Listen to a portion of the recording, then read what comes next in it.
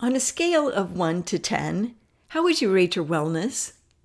August is National Wellness Month, and whether you're somebody that would really rather not think about it, or whether you're somebody really into it, I have got some good stuff for you today. Stick around.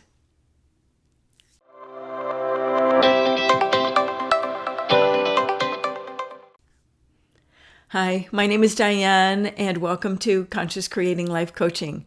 Now, in every video, I tell you that I am a certified holistic life coach, and I am, but I am also a certified health coach, and actually worked as a health coach for 6 years before I got my training to be a certified holistic life coach. And honestly, some of my favorite coaching that I do is at the intersection of those two, because I think health coaching and life coaching are just two sides of the same coin. So I'm excited to share some thoughts with you about this today. Now, wellness is a really big umbrella, right? It encompasses so much. Your mental health, how you move or exercise, how you eat, how you sleep, how you hydrate, what's your stress level like, what is the quality of your relationships. There are so many things that make up that wellness umbrella, and it can be overwhelming if you want to talk about all of it, but I don't. Today, we're going to keep it simple. I have got 2 things I would like to share with you about wellness, something for you to think about. The first one is very simply just to prioritize your wellness. In this culture, there's sort of this unwritten mentality that just go and do whatever you want to do, and when something goes wrong, go to the doctor and they'll give you a prescription. That is not a very wise way to do things, because perhaps you're somebody that knows or knows somebody who knows. You can't always just statin or steroid or antibiotic your way back to wellness if things have gone badly wrong. It's this mentality that you don't have to think about it, just do what you will, and then when there's a crisis, go get it taken care of. But I'm here to tell you, let's live in a way that having a crisis is not a foregone conclusion. It can be done. So wellness, and another reason I'm asking you to prioritize your wellness, is that wellness is the backdrop on which you live your life. If you struggle with joint pain to the point where you can't take your pup for a walk anymore, or it's hard for you to play with your kids or your grandkids on the floor, or maybe you've got digestive issues that you never want to be more than 15 steps away from the bathroom, those things are quality of life issues. And it is my intention with this video to help you prioritize your wellness so that hopefully it doesn't get to that state. And if it's already there, for you to see that there are always steps you can do to improve your wellness. So when I was working as a health coach, I did some one-on-one coaching, but most of what I did was to teach classes at a senior center, wellness classes at a senior center, and to work in corporate health. And the dichotomy between the two was very noticeable. When I would go to teach classes at the senior center, in this particular senior center, you just had to be 55 to be a member, which is a very young senior, getting younger every day. But I would always have a good crowd. They would come, at the beginning I gave them notebooks, and they would show up with their notebooks, and they would be engaged in what we were talking about, and they would have questions, and we would have amazing discussions and share ideas and recipes, and it was such a good thing. But those people who were in their 50s or 60s, some of them in their 70s, they absolutely knew how important it is to take care of your wellness. So they were very engaged, and they, like I said, they were eating it all up. Conversely, when I was working in corporate health, there were absolutely some people who were interested and would come to me with questions. But there were more than a few people. One guy in his C-suite came in for his, I think it was just every 3-month coaching session, and looked at his watch and said, okay, let's get this over with. I think, wow. I don't know if that was more a commentary on meeting with me or the subject matter. Either way, not awesome. There was one guy that I met with at a different client who was overweight by probably 40 to 50 pounds. He smoked and was diabetic. And I asked him, it's like, let's, where would you like to start? Let's, talk about some things you might do to improve your health. And he was having none of it. He says, what's going to happen is going to happen. I'm good with it, whatever. And that was probably the most challenging attitude for me as a health coach to try to deal with, because this person just saw themselves as things are inevitable. It's going to be what it's going to be. One day I'll have a heart attack and fall over dead. Okay, I don't think any of us should aspire to have a heart attack as plan A. But there's also the notion that I'll just live and then I'll die. But what people like that don't understand is that it frequently doesn't go that way. I don't know how many loved ones you have lost in your life. I hope not many, if any at all. I have lost a bunch, and I have watched loved ones die by inches as they succumb to a disease, a chronic disease. And that is excruciating for the person and for the caregivers. So to think that you can just do what you want to do and one day you'll just croak is a very naive way of looking at it. And that's being polite. When you take your wellness seriously, you understand that the daily choices that you make have a huge impact on your health.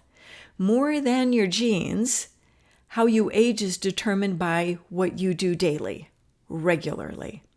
And that's where our power is. And that's what I would like to get across to you in this video, is that it is absolutely doable, bit by bit, to create amazing wellness so that your quality of life is as high as it possibly can be. That's what I want for you. So the second thing I would like to talk about when it comes to wellness is we have a habit in our society of thinking in extremes. On one extremes, there's I'll just do what I want to do. I'll smoke, I'll eat wings and ice cream and drink a bunch and smoke and whatever and sit on my couch, until I die, whatever, my business. And then there's the other extreme where people are so rigid and constricted about their wellness. They are actually not coming at it from a place of love of life and enjoying life, but from a place of fear. And that constrictedness, when you can't allow yourself to have a piece of birthday cake with your child, or can't allow yourself to skip a workout if maybe you feel like you're getting a cold or something. That sort of rigidness in that fear-based constriction, that's not good either. Life on the extremes is not tenable. It's just not sustainable. What I'm recommending is that we meet somewhere in the middle, where for the most part, you do things that are supportive of your wellness, that you prioritize your sleep, that you more often than not get a good night's sleep, that you hydrate well, that you eat as many whole, real foods as you can and reduce the ultra-processed foods as much as you can, where you have some form of physical movement, whether you go to the gym. I personally don't like to go to the gym. I've got a little workout room in my house, and that's where I go down and do my thing. However that looks for you, to move consistently in some way, to prioritize that while still being able to enjoy those things, to go out and have a celebratory drink with your friend when they get promoted or engaged or something, where you can enjoy your life. But for the most part, you are doing things that support your wellness. To me, that is the sweet spot, and that's what I encourage clients to do and what I encourage my clients to do at when I was working in corporate health. Many times they would be surprised when we would sit down to talk. They thought I was going to be some sort of drill sergeant, taskmaster, telling them they couldn't eat French fries anymore or something. But instead, I would ask them, after going over, their health status, where they are now, what their goals are. And I would ask them, what are you willing to do? What are you willing to do? If you eat French fries 5 days a week for lunch, for me to say, stop eating French fries for lunch, that's where the life coaching bit comes in, right? It's that's not going to work. Nobody is going to adhere to that because they've been doing that for a long time and they love it. So what are you willing to do? It's well, I could have French fries 3 days a week. Great. Perfect. Chef's kiss. Great way to start. Great baby steps. You're still doing what you like, but a little less of it. And you can improve from there. One of the clients I talked with was a lady who, for all outward appearances, looked pretty healthy. She wasn't, a lot overweight or anything, but she drank 6 Diet Cokes a day. And those diet drinks are not good for us either. And she knew it. But again, to say, stop drinking Diet Coke, not going to work. And that's not helpful to her. So what we agreed to and where she said she was willing to do was to give up one. So she would replace one of the 6 Diet Cokes with a glass of water every day. And that's where we began. And over time she built, and I think she got down to 2 when I quit going to that client. She was at 2 soft drinks a day. And that was a huge improvement over 6. That's where I mean is let's get to the middle ground. I used to tell everybody, the point is not to get to be 100 years old, but to be so miserable you wished you died when you were 70. That's not the goal. The goal is to live as long and strong as you can, as healthfully as you can. It can be done. And it helps, number one, prioritize your wellness.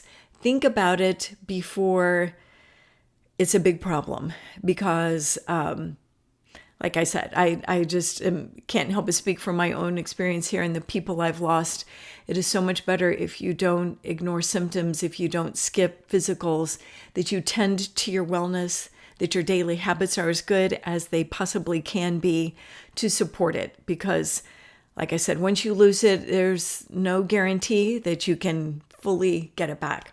And secondly, is just to don't try to live at the extremes, the, junk food eating couch potato or the absolutely obsessive, retentive beast of a, workout person. Find your happy place in the middle where you're thinking about your wellness, you're prioritizing it, you're doing little steps every day to support your wellness, but in a way that you can be consistent with it. And you can always start there and you can build, more good habits as you go. That's always a possibility, but you have to find that sweet spot for you. But my message for you today is to find that sweet spot. Prioritize your wellness because it matters. It's the backdrop on which you live your life. So I hope this was helpful to you. If so, please like it. And if you're enjoying this material, please subscribe. And if there is somebody in your life that you think might benefit from this message, please share this video with them. And if you'd like to dive a little bit deeper, I have a Patreon group, a women's only group, where we go deep into all sorts of topics like this. There's so much good content, worksheets, meditations, videos, lives, one-on-one coaching. It's a very supportive environment to help people on their journey, empowering people. That is absolutely my mission. So that is all for now. Until next time, everybody, create your day consciously. Bye for now.